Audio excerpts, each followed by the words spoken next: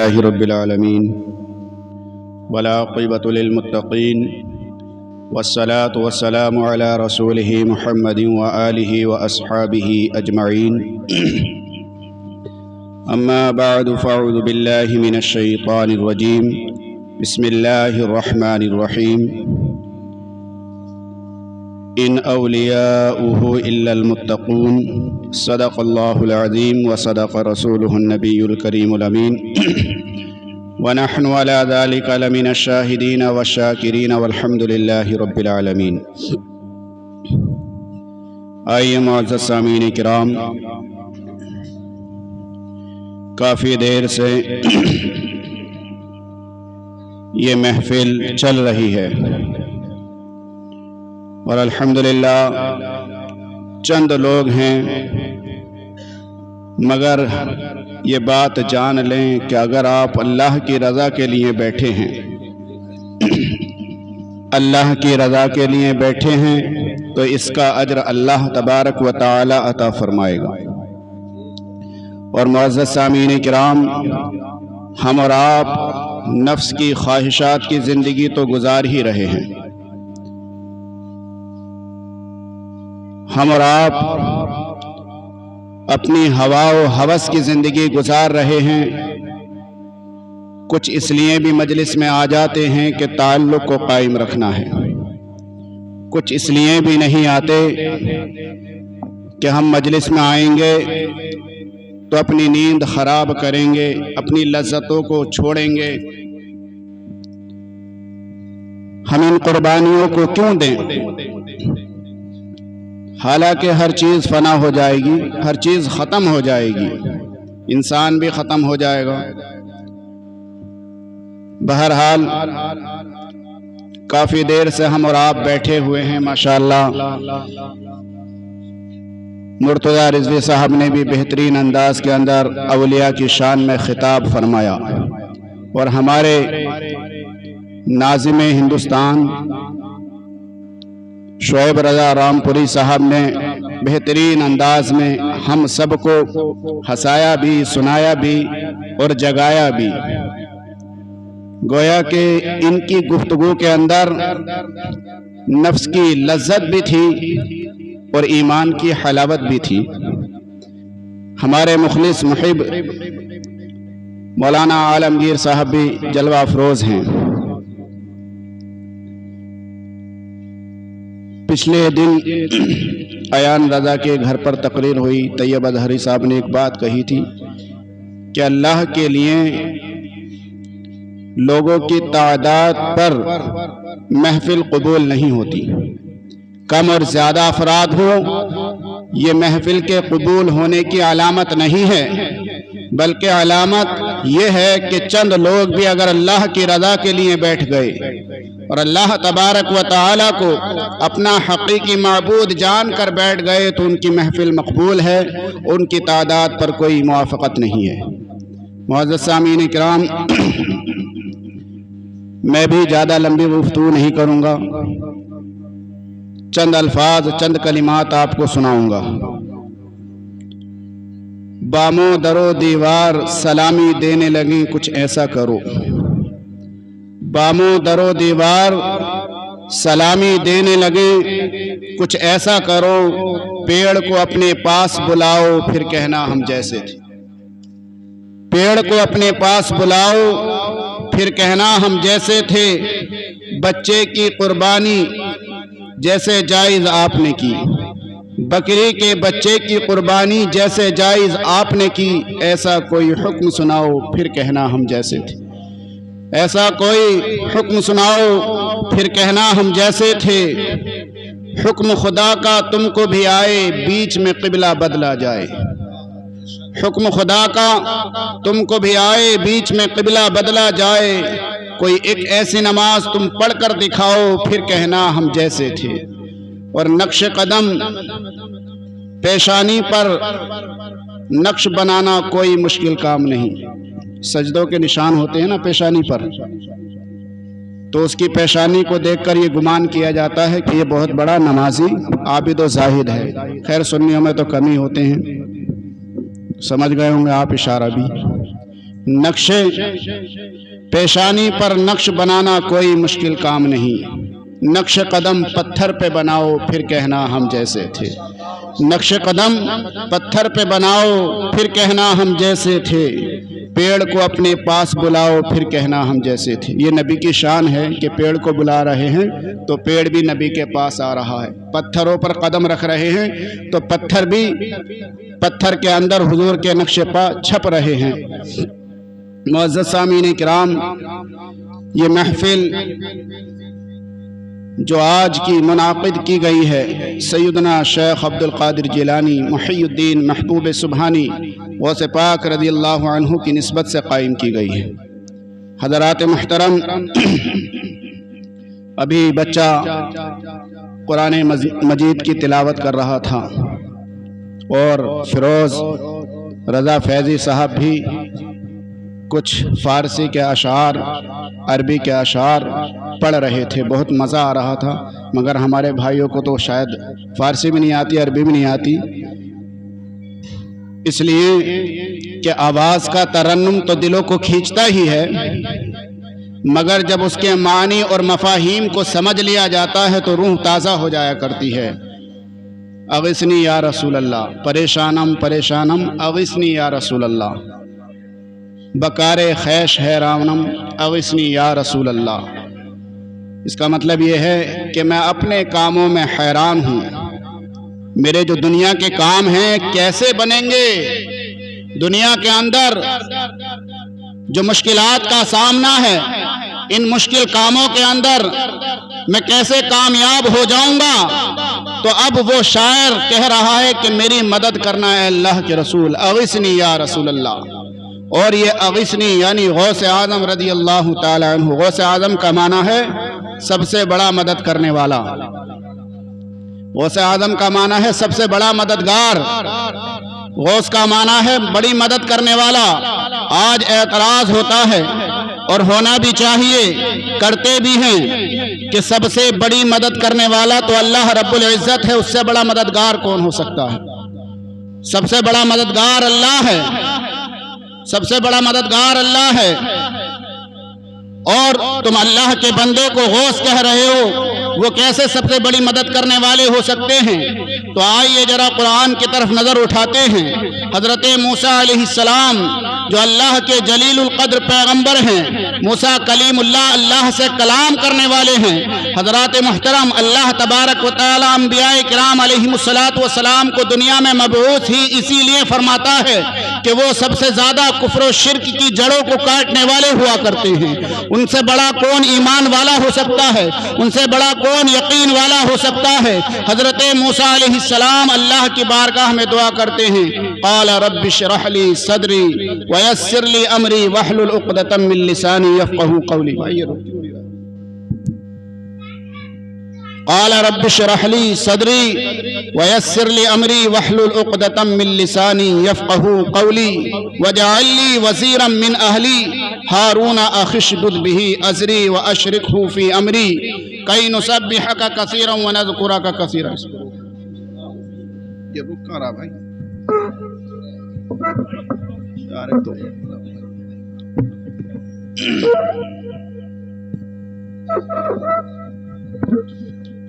ये परेशान करेगा तो मैं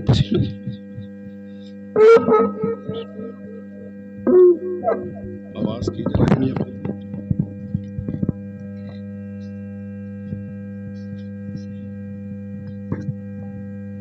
दुरूद पाक पढ़ते रहें। अल्लाहुम्मा सल्ली अला मुहम्मद।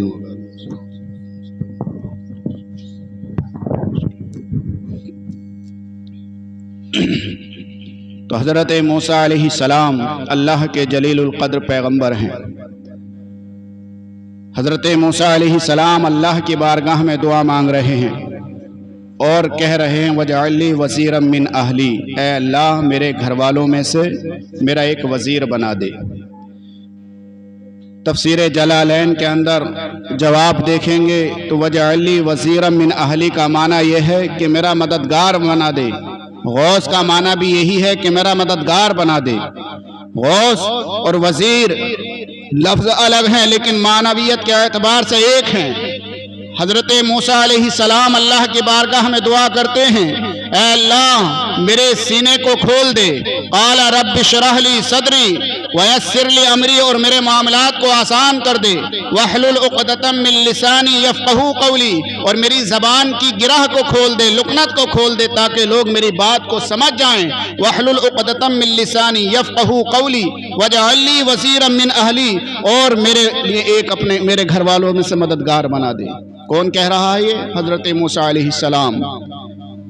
اللہ تبارک و تعالی نے نہیں فرمایا اے موسیٰ تم جانتے ہو سب سے بڑا مددگار میں ہوں، تم نبی ہو، اور نبی کا عقیدہ کتنا بلند و بالا ہوگا۔ وہ نبی حضرت موسیٰ علیہ السلام، اللہ نے نہیں کہا موسیٰ تم اپنے لیے مددگار مانگ رہے ہو، جانتے ہو سب سے بڑا مددگار میں ہوں، سب سے بڑی مدد کرنے والا میں ہوں، لیکن اس کے باوجود بھی تم مجھ سے مددگار مانگ رہے ہو۔ تو اللہ تبارک و تعالی موسیٰ علیہ السلام سے یہ نہیں فرماتا موسیٰ تم نے کفر و شرک کر دیا، بلکہ اللہ تبارک و تعالی ارشاد فرماتا ہے قال قد اوتیت سؤلک یا موسیٰ، اے موسیٰ ہم نے تمہارا معروضہ پورا کیا، تمہارا سوال پورا کیا، ہم نے تمہارے بھائی ہارون کو تمہارا مددگار بنا دیا۔ تو سیدنا غوث اعظم رضی اللہ تعالیٰ عنہ کو آج ہم سب سے بڑا مددگار مانتے ہیں، اور آج وہ ہماری مدد کرنے پر قادر ہیں۔ اگر انہیں مددگار مانے تو ہم پر کفر و شرک کے فتوے لگائے جاتے ہیں۔ بتاؤ جو ہندوستان کا وزیر اعظم ہے، جو کلمہ پڑھنے والا بھی نہیں ہے، جس کا ایمان سے کوئی واسطہ اور رابطہ تک نہیں ہے، اگر آپ اسے وزیر ماننے سے انکار کریں گے تو مملکت سلطنت آپ کو سزا دے گی، آپ کو قید کر ایک قید خانے میں ڈال دے گی۔ کیا آپ نے اس کو وزیر نہیں مانا؟ اور جسے اللہ نے وزیر بنایا ہو، جسے اللہ تبارک و تعالی نے مسند وزارت پر فائز کیا ہو، جسے لوگوں کی مددگار پر قائم کیا ہو، کلمے پڑھنے والا ہو، میدان حشر کے اندر اللہ تبارک و تعالی کو کیا منہ دکھاؤ گے، کیا جواب دو گے کہ ہم نے حضرت موسیٰ علیہ السلام کی اس بات کو نہیں مانا؟ معزز سامعین کرام، اولیاء کی شان بہت بلند و بالا ہے، اولیاء کی شان بہت بلند و بالا ہے۔ اولیاء اللہ تبارک و تعالی کے محبوب بندے ہوا کرتے ہیں، اللہ والے اللہ کے محبوب بندے ہوا کرتے ہیں، اور اللہ تبارک و تعالی کے بندوں کا یعنی صراحتاً ولایت کا انکار کیا تو کفر ہے۔ مطلقاً ولایت کا اگر کوئی انکار کرتا ہے تو وہ بندہ کافر ہے، اس لیے کہ اللہ تبارک و تعالی نے دوست بنایا ہے۔ اللہ کی آیتوں کا انکار کرے گا، الا ان اولیاء اللہ، ابھی سن رہے تھے آپ، الا ان اولیاء اللہ لا خوف، یقیناً اللہ کے دوست ہوا کرتے ہیں۔ معزز سامعین کرام، ان دوستوں کے ساتھ ہوتا کیا ہے؟ اللہ تبارک و تعالی ان پر کیسا کرم فرماتا ہے۔ آپ نے سنا ہوگا 15ویں پارے کے اندر اللہ نے سورہ کہف کو نازل کیا ہے۔ 15ویں پارے کے اندر سورہ کہف، اور سورہ کہف کے اندر چند صالحین کا ذکر اللہ نے فرمایا۔ اصحاب کہف کہا جاتا ہے ان کو، قرآن ان کو اصحاب کہف کہہ رہا ہے، غار والے۔ سیقولون ثلاثۃ رابعہم وکلبہم، جب ان سے پوچھا اللہ کے نبی صلی اللہ علیہ وسلم سے، کفار نے مشرکین نے پوچھا، یہود و نصارہ نے پوچھا کہ اللہ کے نبی اگر آپ غیب کی خبریں بتانے والے ہیں تو بتائیں کہ اصحاب کہف کے کتنے لوگ تھے، کتنے لوگ تھے جو دقیانوس کے زمانے میں اپنے ایمان کی حفاظت کے لیے اس حکومت کو چھوڑ کر اللہ تبارک و تعالی کی رضا کے لیے اس سلطنت کو چھوڑ کر نکل رہے تھے، کتنے لوگ ہیں، ان کی تعداد کتنی ہے؟ کہا سیقولون ثلاثۃ رابعہم کلبہم، کہا وہ 3 ہیں اور چوتھا ان کا کتا ہے، کہ تم بتاؤ کتنے تھے؟ کہا 3 ہیں، کہا چوتھا ان کا کتا ہے۔ اللہ کے نبی نے فرمایا چوتھا ان کا کتا ہے۔ سیقولون ثلاثۃ رابعہم کلبہم ویقولون خمسۃ سادسہم کلبہم، انہوں نے کہا 5 تھے، تو پھر اللہ کے نبی نے فرمایا چھٹا ان کا کتا تھا۔ پھر انہوں نے کہا 6 تھے، تو اللہ کے نبی نے فرمایا 7واں ان کا کتا ہے۔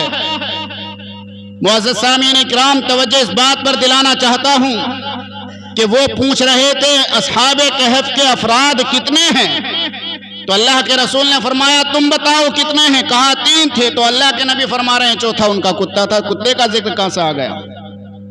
بات افراد کی ہو رہی تھی، لیکن جتنی مرتبہ انہوں نے اصرار کیا کہ تعداد کے اعتبار سے 3 تھے، چوتھا ان کا کتا ہے، نبی نے کتے کو ہر بار کا ذکر کیا، نبی نے ہر بار اس کتے کا ذکر کیا۔ کتا نہ شریعت کا مکلف ہوتا ہے، نہ اس پر شریعت کوئی تابعداری کرتی ہے، نہ شریعت کا اس پر کوئی اتباع واجب ہے۔ وہ اصحاب کہف کا کتا جس کا ذکر قرآن کے اندر اللہ تبارک و تعالی فرما رہا ہے۔ حضرات محترم، اب بعض اعتراض کریں گے کہ کتے کا بھی ذکر قرآن میں آ گیا۔ ارے اس آیت کو پڑھ کر ثواب حاصل کرتے ہو، وَكَلْبُهُمْ بَاسِطٌ ذِرَاعَيْهِ بِالْوَسِيدِ، خالی کتے کا ذکر نہیں ہے بلکہ اللہ نے اس کتے کی اداؤں کا بھی ذکر فرمایا، اس کے بیٹھنے کے طریقے کا بھی ذکر فرمایا، اس کے اوصاف کا بھی ذکر فرمایا، تعداد متعین کر دی کہ 3 تھے، 4 تھے، 5 تھے، بات ختم ہو گئی۔ مگر اللہ کے نبی نے فرمایا اس کے بیٹھنے کا طریقہ، اللہ فرما رہا اس کے بیٹھنے کا طریقہ بھی دیکھو، اس کتے کا بیٹھنے کا طریقہ بھی دیکھو۔ 300 سال 309 سال وہ غار کے اندر سوتے رہے۔ جب ان سے پوچھا کتنا سوئے، بعد یومن، کہا آدھے دن یا پورا دن یا کچھ دن۔ اللہ نے فرمایا سلاسون مئۃ سنۃ، یعنی 300 سال، پھر انہوں نے 9 سال زیادہ کیے اس پر، وازدادوا 9، 9 سال زیادہ کیے کہ 309 سال اس غار کے اندر سوتے رہے۔ اولیاء کی شان یہ ہے کہ وہ نبی نہیں ہیں، اصحاب کہف کے چند افراد نبی نہیں ہیں، اللہ کے ولی ہیں، اللہ کے دوست ہیں۔ اللہ اپنے دوستوں کا کیسے خیال فرماتا ہے، اللہ اپنے دوستوں کی کیسے لاج رکھتا ہے۔ جب وہ غار کے اندر چلے گئے خوف کے مارے، دقیانوس کے خوف کے مارے، تو اللہ تبارک و تعالی نے، آپ دیکھتے ہیں کہ اللہ کا نظام قدرت کبھی نہیں بدلتا۔ سورج جس وقت نکل لیا ہے نکل رہا ہے، جس وقت ڈوب رہا ہے ڈوب رہا ہے، سال پورا گزر جاتا ہے مگر منٹ ایک سے ادھر سے ادھر نہیں ہوتا، اسی پوزیشن پر دن بھی نکل رہا ہے، رات کی تاریکی بچھا رہی ہے، کوئی نظام میں تبدیلی نہیں، ہوا بھی ویسی ہی چلا رہا ہے، یہ نظام قدرت ہے۔ سورج بھی ویسے ہی نکالتا ہے، اس کی تپش اور چمک بھی ویسے ہی نازل ہوا کرتی ہے، چاند بھی اپنے آب و تاب پر نکلتا ہے۔ اللہ تبارک و تعالی اس نظام کو چلا رہا ہے، کوئی پیسہ نہیں لیتا وہ، نہ اس کا کوئی تم سے مدعا مانگتا ہے، نظام قدرت ہے۔ مگر جب وہ غار کے اندر گئے اور ان پر نیند طاری کر دی گئی، گویا کہ نیند سونا تو موت ہوا کرتا ہے، تو اللہ تبارک و تعالی فرماتا ہے وَتَرَى الشَّمْسَ إِذَا طَلَعَتْ تَزَاوَرُ عَنْ كَهْفِهِمْ ذَاتَ الْيَمِينِ وَإِذَا غَرَبَتْ تَقْرِضُهُمْ ذَاتَ الشِّمَالِ وَهُمْ فِي فَجْوَةٍ مِّنْهُ۔ اللہ تبارک و تعالی نے سورج کے راستے کو بدل دیا، کس کے لیے؟ اپنے اولیاء کے لیے۔ وہ سورج ذالک مستقر لہا، جو اپنے مستقر راستے پر چل رہا ہے، جو آج تک اپنے نظام پر چل رہا ہے، مگر اصحاب کہف سو رہے ہیں، ان پر دھوپ نہ پڑے، اللہ نے سورج کے راستے کو بدلا۔ اللہ فرما رہا ہے وَتَرَى الشَّمْسَ إِذَا طَلَعَتْ، جب سورج طلوع ہوتا ہے تو کچھ بچ کر ان کی راہ سے گزر جاتا ہے، ان پر اس کا اجالے کا اثر نہیں ہوتا، اللہ بھی ان کی حفاظت فرما۔ حضرات محترم، تو اللہ تبارک و تعالی نے 309 سال تک سورج کے راستے کو تبدیل کر دیا اپنی اولیاء کے لیے، اور وہ کتا جس کا ذکر اللہ تبارک و تعالی کلام الہی میں فرما رہا ہے، جب وہ گھر سے نکلے تھے تو کتا راستے میں دیکھ کر ان کے پیچھے ہوا، تو انہوں نے کہا، انہوں نے پتھر اٹھایا اور اس کو دیکھ کر مارنے لگے۔ کتا جب رات میں جب نکلو گے تو اس کی ایک فطرت ہے، دیکھ کر بھونکتا ہے، اور وہ چھپ کر نکل رہے تھے، اس بستی سے بچ کر نکل رہے تھے، کوئی انہیں دیکھ نہ لے، کوئی انہیں سمجھ نہ لے، اس لیے وہ چھپ کے رات میں نکل رہے تھے، لیکن کتا ان کے پیچھے ہوا۔ تفسیر میں آتا ہے جب کتا پیچھے ہوا تو ان لوگوں نے پتھر اٹھایا، پتھر اٹھا کر اس کی طرف پھینکا، کتے کی طرف، تو کتا اللہ کی بارگاہ میں دعا کرتا ہے، اللہ مجھے زبان عطا فرما، مجھے قوت گویائی عطا فرما، تاکہ میں تیرے ان بندوں سے بات کر سکوں، کلام کر سکوں۔ وہ کتا ان سے گویا ہوتا ہے کہ تم مجھے پتھر پھینک کر کیوں مارتے ہو؟ کہا تو کتا ہے، تیری فطرت ہے، تو ہم پر بھونکے گا، لوگ جاگ جائیں گے اور ہم پکڑے جائیں گے۔ کہا میں نہیں بھونکوں گا، میں بھی تمہارے ساتھ چلوں گا۔ کتا بھی ان کے ساتھ ہو گیا، وہ غار میں سو گئے، اور غار کے باہر اللہ تبارک و تعالی نے اس کتے کو سلا دیا، غار کے منہ پر بیٹھا ہے جیسے کہ وہ حفاظت کر رہا ہے۔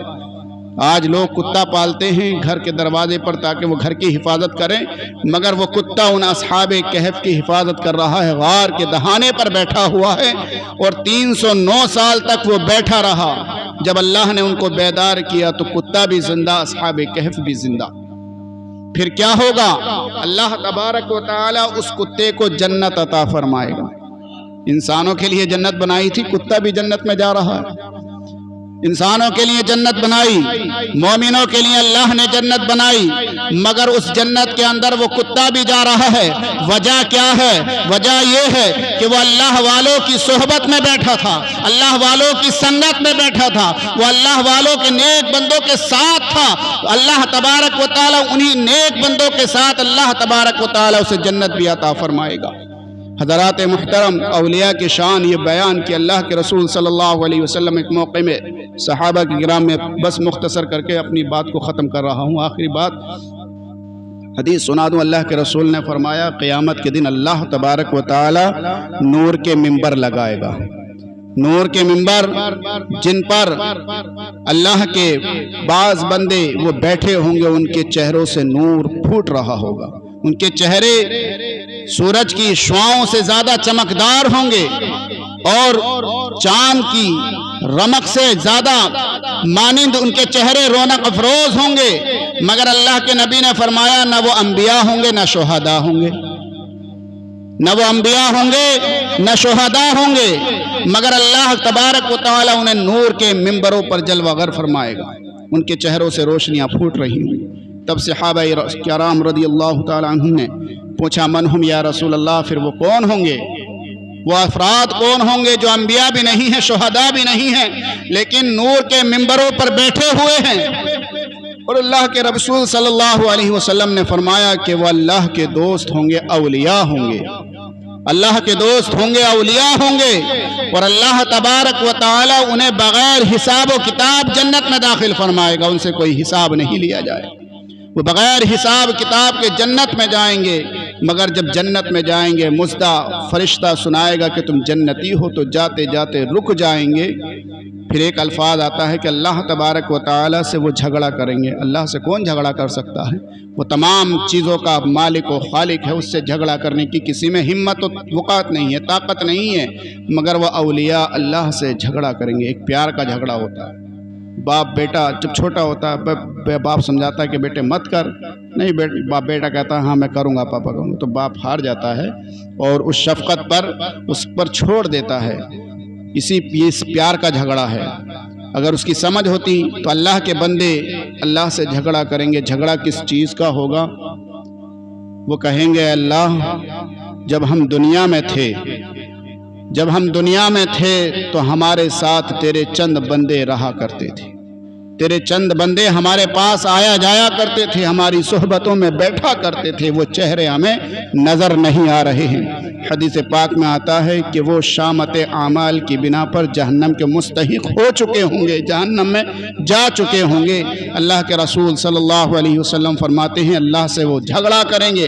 اللہ تبارک و تعالی پھر فرمائے گا کہ جاؤ جنہیں تم پہچانتے ہو جانتے ہو ان کا ہاتھ پکڑ کر اپنے ساتھ جنت میں لے جاؤ۔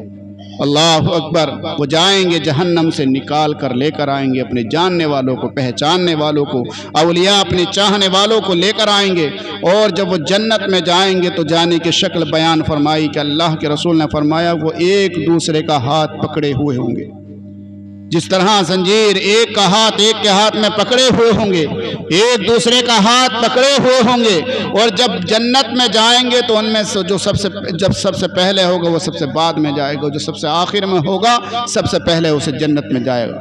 معزز سامعین اکرام، یہ اولیاء کی شان ہے۔ سیدنا غوث پاک رضی اللہ تعالی عنہ کی شان و جلالت کیا کہ آپ کو اللہ تبارک و تعالی نے ولایت کبریٰ ولایت صغریٰ سے بھی سرفراز فرمایا، اور سچا جانشین اللہ کے رسول صلی اللہ علیہ وسلم کا سچا وارث فرمایا۔ معزز سامعین اکرام، اللہ تبارک و تعالی ہمارے بولنے کو سننے کو قبول فرمائے۔ آمین و آخر دعوانا۔